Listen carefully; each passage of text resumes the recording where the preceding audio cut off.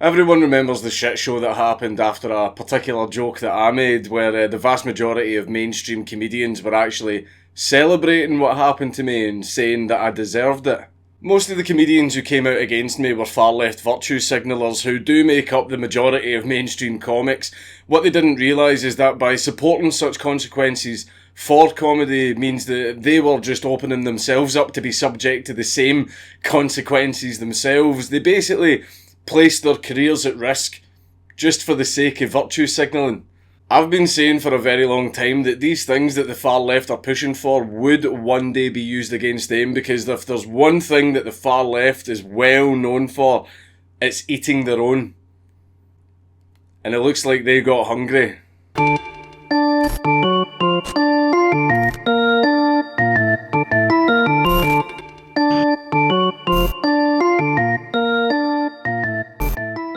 We can start with something basic to sort of give an idea of the outrage culture that I'm talking about. Like comedian Freddie Quinn, he gave a performance at the Hot Water Comedy Club in Liverpool where he says that rape is completely justifiable if a woman hasn't put out by the fourth date. In the anecdote that he created for his routine, he says that ultimately his date turned out to be transgender, and he suggested that we make all transgender people wear badges. Far-left screecher Rob Harkavy wrote an article for Out News basically comparing Freddie's badge comment to when the Nazis made LGBT people wear purple triangles in the concentration camps. Rob states in the article that Freddie's entire comedy routine is hate-filled and offensive.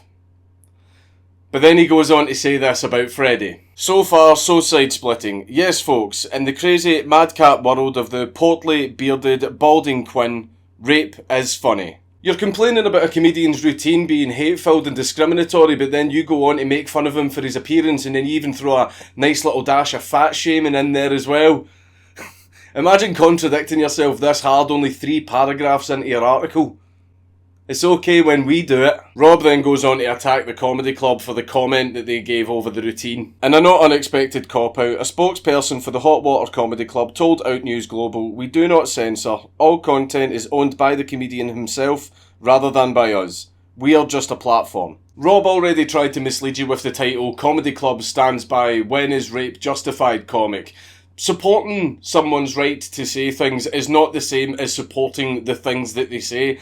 And I'm actually at the point where I'm smashing my face off a wall, trying my hardest to get you people to fucking understand that. The club's response isn't a cop-out, Rob. That literally is fact. Platforms are not responsible for what is said on their platforms. The only way to actually fix this problem that you're screeching about is for platforms to control what can and can't be said on their platforms, and also for them to refuse access to people who say things that they don't like.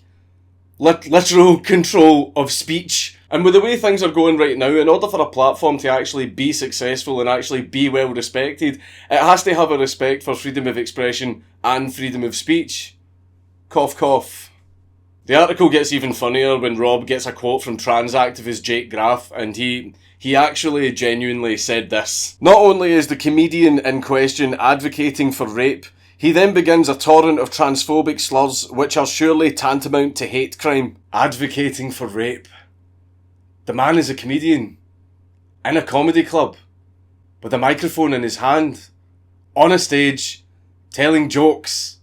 That's all they are. Jokes. It's fascinating how in all of the psychological research and data that we actually have on what actually inspires rapists to rape, jokes aren't mentioned once. Not once in all of the research. I don't ever think there's been a recorded incident ever of a person leaving a comedy club after having heard a rape joke and then raping someone because of the joke that they heard in the comedy club. I'm pretty sure that that's never ever happened.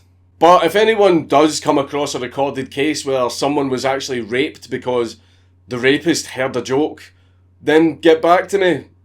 But until then, you're full of shit, Jake. And then there was the usual calls for censorship and deplatforming coming from both Jake and Rob. Jake said, at a time when the trans community is under such sustained and vitriolic attack, events like this must be called out and stopped. Rob himself also called for censorship in regards to Freddie's routine in the closing paragraph, but he did try and precursor it with a famous phrase that censorial, anti-free speech arseholes all love to use. Outnews Global believes in free speech. Now, what word do you think followed that sentence? Can you guess? I'll give you a wee second so you can guess. Praise your bits now! Come on! Quick! Bits! Betting ends! But freedom of speech is not absolute. Hate speech and incitement to violence, including rape, are illegal. We have no doubt that opinions like Quinn's, even when wearing a comedic mantle, contribute to an atmosphere where both cis and trans women feel unsafe when simply going about their day-to-day lives. Any comedy club with a modicum of decency should not book this man. I have an even better idea, Rob. I have an even better idea. How about all comedy clubs in Britain ban you? Because it's obviously not a place for you. You're walking into a comedy club, places that usually have offensive comedy, and you're complaining about being offended. You seem like the type of prick that would dive into the ocean and then complain that you got wet. Imagine being so selfish and so entitled that you walk into a comedy club with a room full of people who are all laughing and having fun at the jokes, but because you, this one person, didn't like the jokes, you try and shut the entire thing down. How fucking entitled and egotistical do you need to fucking be? Rob, you're like the old man that bursts the football after it gets kicked into his garden, ruining the fun for everyone just because it inconvenienced you slightly. Go fuck yourself. That was just to give an example of the far left's outrage culture that they've cultivated, and pretty much every single edgy comedian in existence has been subject to this. Back in the day, all comedians had to really worry about was basic social consequences, people saying that they were offensive, their jokes weren't funny, they didn't like the act, just criticisms. Mere words. And that is all part of freedom of speech. If someone says something in the public space, you are allowed to also use your freedom of speech to comment on it. I fully support things being that way. But nowadays, people will actually try and get you fired, deplatformed, render you unemployable, and basically try and completely take away all of your income and possibly have you living in the streets just because you hurt their feelings. I mean, the punishment doesn't really fit the crime here, does it? However, the outrage culture that the far left have created is an uncontrollable beast. A beast that is now blind with bloodlust, where even now, the lefty-verified Trump bashers aren't even safe. James Gunn, the director of Guardians of the Galaxy, quite well known as well for his tweets bashing Trump, even he has drawn the attention of the outrage beast over some jokes he made about molesting kids. See, if you look at the tweets, the context of them, the wording of them, these were jokes. These were clearly joke tweets. I'm not asking you to actually like the jokes, I'm not asking you to find them funny, I'm not asking you to enjoy the subject matter. Okay, I'm just asking you to recognise the clear intent that these were supposed to be jokes. And yes, I'm aware that there's conspiracy theories going around now that Hollywood is secretly run by paedophiles, but if you were in fact fucking kids, you wouldn't broadcast it like this on Twitter, would you? And even though James Gunn was one of your classic far-lefty, Trump-hating verifieds, that didn't spare him from the bloodlust of the outrage beast. And you even had the usual suspects sort of pulling on the leash, trying to rein it back in, saying, no, don't attack James Gunn. He's one of us. We only attack people for this stuff if their politics is different from ours, because it's okay when we do it, but fuck those guys. However, people from our side, when I say our side, I don't mean a left and a right thing, I just mean a comedy thing. People from our side who supported me in the past went after James Gunn. If you supported me over the joke I made, then you need to support James Gunn too.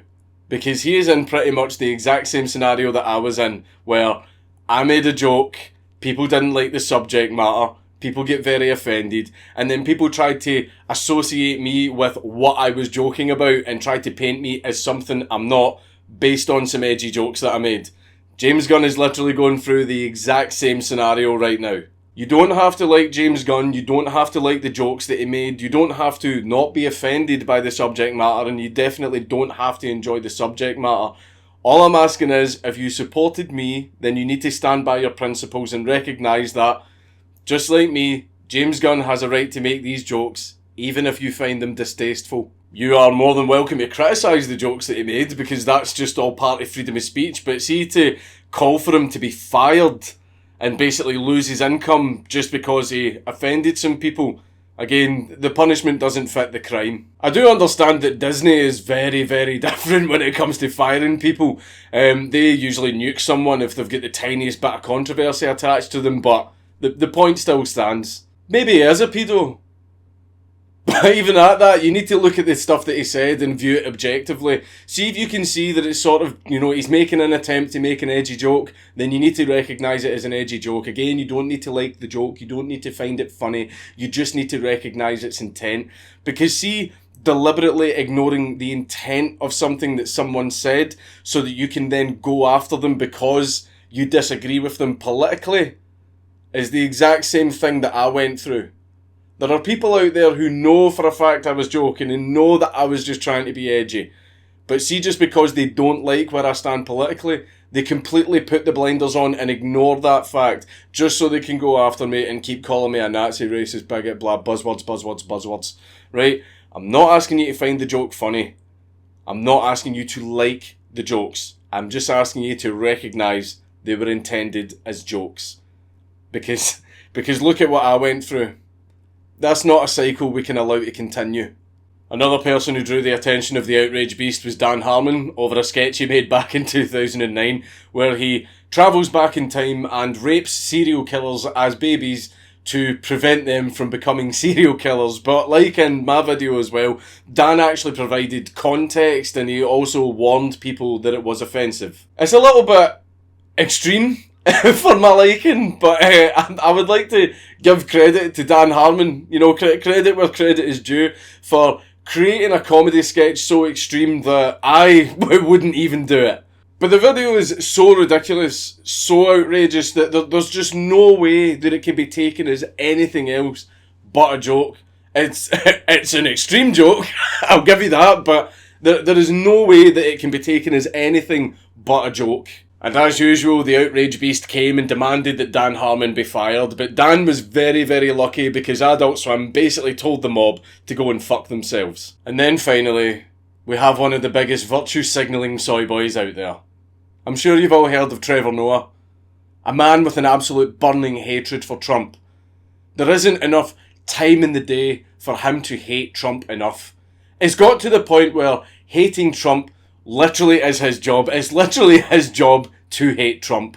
He constantly comments on Trump's racism, hatred, bigotry, blah blah blah, to the point where he is now more famous for hating Trump than his actual comedy. But a video surfaced of Trevor Noah that's got a lot of people quite upset. All women of every race can be beautiful. Yeah. And I know some of you are sitting there now going, oh, Trevor, yeah, but I've never seen a beautiful Aborigine. Yeah, but you know what you say? You say yet. That's what you say. Yet. Because you haven't seen all of them, right? And plus, it's not always about looks. Yeah. Maybe Aborigine women do special things. Yes. Maybe they'll just jump on top of you and just be like, whoa, whoa, whoa. Was that a racist joke? Was that a racist joke, Trevor? Did you just say a racism? Did you just suggest that people of an entire race are all ugly? Spicy. But of course, even one of the world's biggest virtue signallers wouldn't be spared from the outrage beast, as it stared at him snarling, demanding that everyone boycott his Australian tour. He stared down at it going, don't you recognise me, boy? It's me. It reminded me an awful lot of Ramsay Bolton's death scene in Game of Thrones. My hands will never harm me. Down! Down! If you train an animal to kill, it might just kill you. Ultimately, we did see a trend among the far left where if someone did something outrageous and that person's politics didn't line up with the far left's, then the far left would try and get them fired and lose their income. But if that person's politics did line up with the far left's, then they got a pass. However, we're starting to see this on the right too. If you supported me, then you need to support all comedians who are getting fired over jokes that they made, no matter where they sit politically.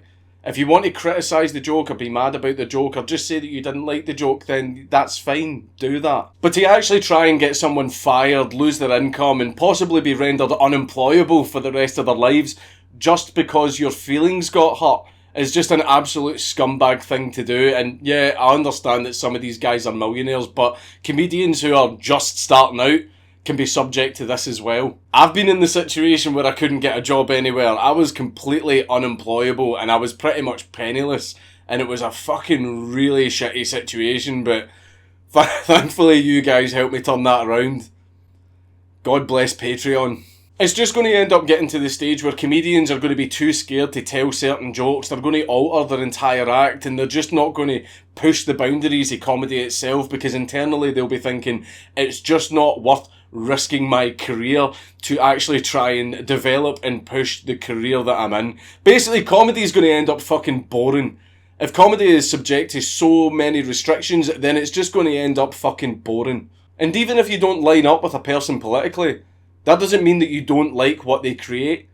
James Gunn makes good movies. Dan Harmon gave us Rick and Morty. And Trevor Noah's stand-up is actually very good. But see, in trying to get these people fired, you're actually preventing them from creating more of their art in future. So you're actually depriving other people of things that they enjoy just because your feelings got hurt. It might even get to the stage where no one is going to hire these people at all, which means any art that they could have created in the future will just never happen.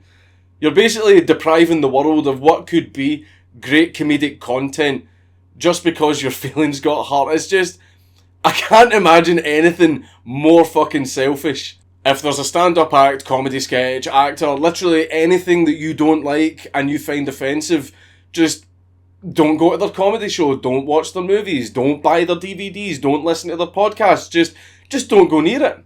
Just don't look. Just, if you see something that offends you, just walk away.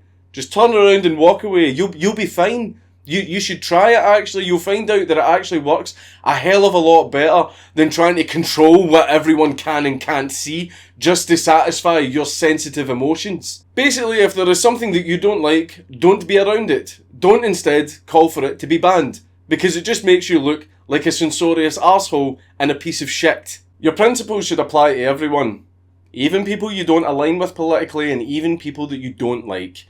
And this culture that the far left have been promoting for ages and ages of censorship, deplatforming, getting people fired over things they've said, and basically excommunicating them from the media and social media as a whole, they were fine with that happening for a long time, and they were even promoting it because it was happening to people that they didn't align with politically. It was happening to people that they didn't like. So they were absolutely fine with these absolutely immoral techniques being used on other people because it was the enemy. Oh, it's not happening to us because we're the good guys. It's fine. And I did say for a very long time that these things that the far left were promoting would one day come back and bite them and be used against them. And yes, I am going to be that guy. I told you so. I told you so. I told you so. I told you so. I told you so. I fucking told you so. It's Count Dankula on YouTube. Everybody should subscribe.